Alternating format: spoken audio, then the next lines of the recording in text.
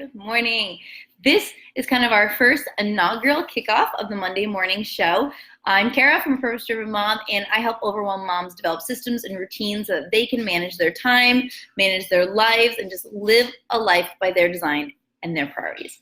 On Mondays now at 9:15 in the morning, Eastern Standard Time, that's where we're at now, I am going to be going live for a short Monday morning show. This is going to be your extra little boost to just, kick your week off. This is going to help you get some tips to get motivated. And we're going to talk about a lot of really great topics. And this is here. Good morning. CJ's here. Good morning. Say hi if you're here, guys. So today I want to talk about reading as we walk into 2020 with maybe some goals that you've made around reading. Last year, I made reading goals for the very first time. So if you're like, I've never made a reading goal, you're in good company. Like, I had never made a reading goal before last year. And then what happened was I got tired of not doing anything for myself. So I used to love reading. I was an avid reader as a kid. I'll have to find this picture I have of me like falling asleep in like a red flyer wagon with books. Like, I loved reading. Then I had kids and I wanted to read. And so I was diving into personal growth, self-development, stuff for work. I was doing that plenty, but I wasn't reading fiction. And I loved doing it. So last November of 2018, I said, I'm doing it. And I asked people for a recommendation, like, give me a book that you're reading right now. Like, tell me something that you like. I would love some suggestions.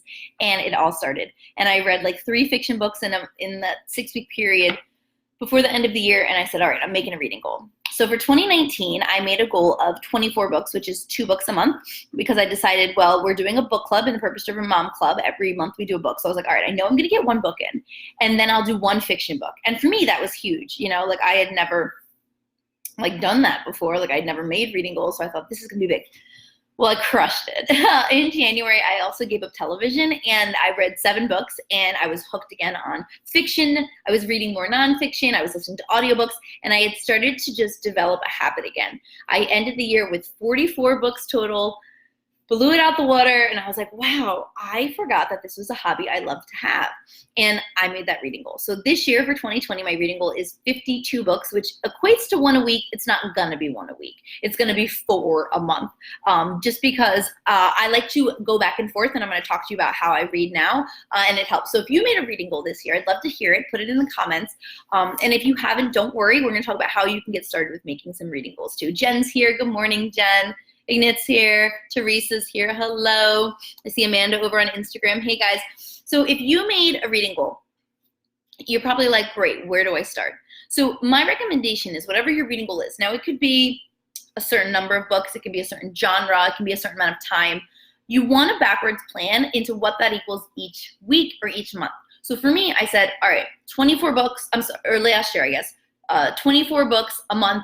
That equals 2 a month. All right, so I just kind of did some quick and easy math. This year, I know that 52 books is for a month, which means that I need to make sure that I'm reading my 4 a month and I divide them up. So I even take the book and I divide it up by pages, so I know how on top of things I have to be. So for our book club book, I've gone through and I've divided the pages up by the days of the month, so I know how much I have to read every single day.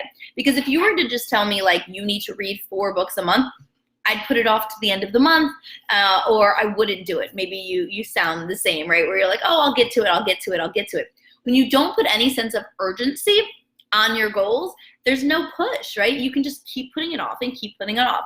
And that's when your goals don't happen. Jen says she made a goal of 24 for the year. Yeah, that's an awesome goal. That's so great. 2 a month, right? And your goal should be based on what you're doing. So I have someone that I follow, and she said her goal was 130 books this year. Now that's like, what? That's crazy. That's like 2 a week. But that's where her life is at. And it's okay for your goals to be different. So Erica's here. Good morning. Kim's here. Hello. So once you have your reading goal, what I want you to do is I want you to do the math. How many books is that every single month? Then for January, you're going to find the book and you're going to divide it up. So if it's a 300-page book, that's 10 pages a day. Can you do 10 pages a day? Yes, you can. You certainly can. Now, I know that we think like we don't have the time or it's not possible, but I'm going to talk to you about how you can find the time in a second. All right? So the first thing you have to do, though, identify the goal, pick your reading goal if it is a reading goal. Again, you don't have to have a reading goal. I just know my people tend to be reading people, or they want to be reading people. I love reading. I think it's just a great hobby. And then divide it up. Where are you going to go? All right, so Ignat says 2 books for the year. It's hard to find time. I'm going to show you how in a sec. This says 53 fiction for the year is not hard to accomplish. The hard part is the 12 nonfiction. Great, so you, right? Like, for me, the nonfiction is actually easier because I could do it in audio. I really enjoy doing it. Once I get back into a fiction groove, then I'm good to go. So I actually haven't read a book in like almost 6 weeks until this past week because I had hit my reading goal and then I was really busy with work and I just like didn't have the time. I didn't create the time to read. So I'm out of my reading funk. I'm in a reading funk. I'm like, I need to read. So the past couple of days, I've actually picked up 3 different books trying to get back into it because I know that once I find the book that's going to hook me back in, I'm good, right? Like I'm good. So fiction-wise, I've been struggling, but I just picked up Elisa Jewell, Watching You, Always Watching You. I don't remember the title of it. And I read a couple pages last night, like 2 chapters, and I was like, okay, this could be it. This could be it. So I'm excited about that. Kim says your goal is 42 books for the year, and you've already finished 1. Way to go. Teresa says 36 for me, 2 fiction, 1 nonfiction a month. I love it. Awesome. So once you make your reading goal, you're probably saying like, well, what do I do? Like, how do I create pockets of time to read? Because I don't have 2 hours a day to read.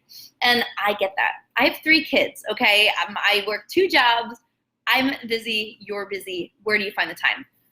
So I'm going to talk to you about where I find the time. So I actually am a parallel reader, which means I read 3 to 4 books at the same time. So I actually, I'm reading 3 right now at the same time. And some people hate that, but I like it because I can map out my day based on what I need to be reading. So actually, I am reading 4 right now. I'm reading 4 right now. I didn't even realize. So this is how I map them out. In the mornings, I do my Bible reading and I do a devotional that comes from a book. So I'm reading the book called Triggers, and the subtitle is Exchanging Parents' Angry Reactions with Biblical Responses by Wendy Speake and Amber Leah. So good if you're a parent and struggle sometimes with the way you respond to your kids. So every single day, I read a chapter of that because it's a devotional. So if I read that every morning, it takes me 5 to 7 minutes to read the chapter. They're very short. By the end of the month, I'll be done with that book. So there's 1 book right there, okay? Then I also pick my nonfiction. That's our book club book. I do that in the middle of the day. I need that in the middle of the day because by midday, I'm like dragging, I'm tired, maybe I'm like irritated. So I need to refocus and center. So we have a habit in our home where we do reading time from 1 to 2 p.m. My kids come home from school at 12. My son naps at 1 from like 1 to 3, and my 4-year-old, she's up with me. And so from 1 to 2, that's mommy Ari time. And what we do is we read chapter books with her, and then I will read 15 minutes of a chapter or less, so 15 minutes or less of the book for book club. So this is midday, but again, this is 10, 15 minutes. Like I'm just squeezing it in. I could sit there, and then what she's doing is she plays Play-Doh, she colors, some sort of sensory water beads or kinetic sand or stickers, simple things, right? The other day she was painting. So while she's playing, I could be like, oh, I'm just gonna veg out. I'm gonna veg, I'm gonna scroll my Instagram, I'm not gonna do anything. Or I could take 15 minutes to read this book and fill myself up. And by the time I'm done, I feel inspired to keep going with my day. So that's where I fit my second book in. So that's 2 books I'm reading during the day. Because the topics are different, I don't feel like I'm missing, I'm not confused. I know people are like, but if you read those, don't you get confused about what you're reading? No, not really. My last 3rd one, and then I'll share 4, is fiction. And I read that at night. That is my reward, that is my hobby, that is my treat to myself. If I get through like my task list or I always try to lately I've been shutting down my work at like 11, so I'm trying to shut it down at 10. So I try to shut work down at 10, and then I wanna go upstairs. And the routine I want to have is then I'm just going to read until I don't want to read anymore. I try to shut reading down at 11 so that I can get to bed because I do get up at 4:30. But that's kind of my plan. So before bed, I read a little bit. And sometimes I get a little tired, so that's not always the best time for nonfiction, right? Like identify, like when are you tired? That's probably not the best time to read something that's going to like be a little sleepier, right? You don't want to sit like read your Bible at like midnight when you're exhausted and you're just going to close your eyes.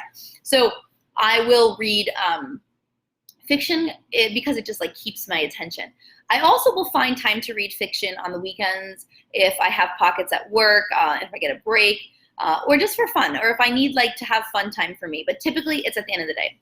The fourth book that I have is an audiobook, and that's what I do at work. So I have a part-time job. I work at Barnes & Noble, and at night when the store closes, we then have an hour where we have to clean up the store. So the first couple of weeks I worked there, it was really boring. I was like, man, I'm just sitting here straightening. Like, that's boring. And then I saw somebody with headphones, and I was like, yeah, I could do it. So now I just listen to an audiobook. So I pick, this is like any genre I want, whatever I want, and then I will listen to it. Now, it probably will take me 2 weeks to get through an audiobook, depending on how long it is, because I will approximately listen to 45 minutes for 2 to 3 shifts a week, you know, so it does take me a couple weeks. Right now I'm reading, I'm listening to Chasing Contentment by Eric Raymond, and that's just like a Christian self-help book. But I'm thinking this year, maybe I'll listen to a biography or a memoir. I really like memoirs, or just another history book. So I'm gonna start branching out. And so that way I know that even though my goal is for 4 books, I've actually set myself up to finish 5 if I just follow 10 minutes a day in the morning for this book, 10 to 15 minutes for my nonfiction self-help book. So see my patterns kind of. I start with God in the morning. I then move to something that like is inspirational, motivational, practical in the middle of the day for the nonfiction. End of the day is the fiction just for me. And then when I'm at work and I'm just kind of walking around straightening up the books, I'm just gonna pick a wild card, whatever I feel like reading. I typically listen to my audios on Hoopla. It is a free app. There are 3 really good free ones from the library, Hoopla, Overdrive, or Libby, and you don't have to pay for them, and you can download tons of books, so that's kind of my plan. So listen, you might be a really busy mom, and you're like, I don't know what I'm supposed to be doing right now with reading. Well, listen, get started. Find 10 minutes a day. You can do it. Teresa says she's also a parallel reader. Rebecca's here. Good morning. Nissa says she reads nonfiction during the day before bed, and before bed reads fiction. I did it on Atomic Habits on audio and hardback, so you can listen. Good. And Arwen's here. Good morning. So here is my call to action for you. Pick up a book today. Audio book. Read the book. Go to the library. 1 book and make that your goal for the month. If you didn't make any reading goals, I promise that you will hopefully train your body into being a reader. You can pick a nonfiction self-help. You can pick fiction for fun. If you're trying to get back into reading, pick fiction. Like, go for something that you're really into, and then find time pockets. Ask yourself during the day, is this a 15 minutes that I'm scrolling Instagram really filling up my cup? Or could I be doing something else? Because you'll have other 15-minute pockets to scroll Instagram, right? But can you give one 15-minute pocket up for your own goals? I know you can. So today I want to hear what you're reading. Post it in the comments. Let me know what you're reading. You can tag the author. I know they love seeing that sort of stuff too. Let us know and share. And as you start to hit your reading goals, tag me in pictures. I'm over at Instagram at A Purpose Driven Mom. I'd love to see you taking action on those goals. So have a wonderful Monday morning, and make sure that you tune back in, because every Monday at 9:15, I'm planning to go live so that I can give you a little bit of motivation and some tips to go throughout the way. We'll have a little bit of a theme. Whatever we talk about Monday might connect with the next episode on the podcast. It's going to be really fun. I'm also going to share this into my Facebook group where we can continue the conversation. So this is going to get shared in the Facebook group. And you can comment below in the Facebook group or here. If you want to keep talking about this, let us know what you're reading. Give us your tips. I would love to hear how you fit reading in as a busy mom. Otherwise, have a wonderful morning. Have a great Monday, and I'll talk to you soon.